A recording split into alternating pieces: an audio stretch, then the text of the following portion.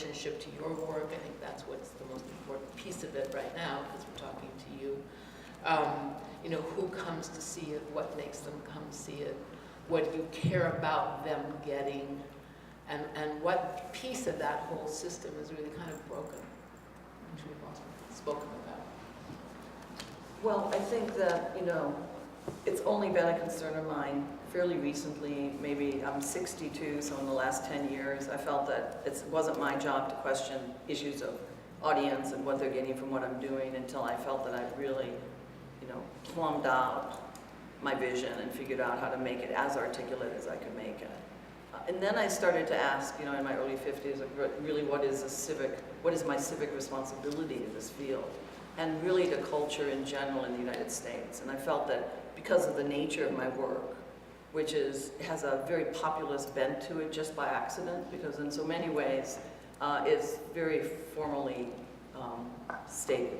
And yet, because I believe in flight and hardware, from the outside looking in, it could look like lots of different things. You know, and I'm very, very interested in the examination and the question of who gets invited into the theater, all the, I think, class divides that occur. You know, my parents, I was adopted by very, very working class parents when I was 2 in 1952, and they would just, I mean, because I know this about my sister, my adopted sister, and my parents, they'd be embarrassed to walk into a theater.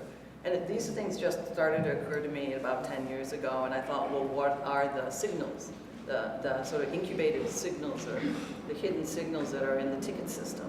You know, that, like, I know how to get everyone knows how to get a ticket to the movie. Why is it so hard? Call up downtown experimental theater. Like, I can't even get a ticket. I'm like, what do you mean you're not there now? I'm calling you. Like, well, call back at some arcane time and some, like, you really, really have to be some kind of a scientist to get that ticket. I'm sort of joking, sort of not. So I really wondered about that, and I wondered about, could I build an establishment?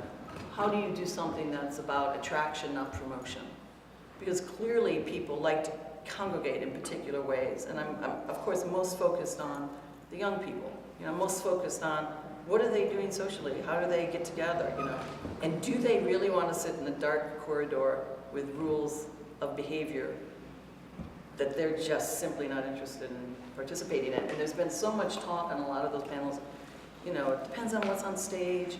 You know, people come to really, you know, see the work, see the art. You know, I deeply disagree. You know, I think they come because of the experience they're going to have.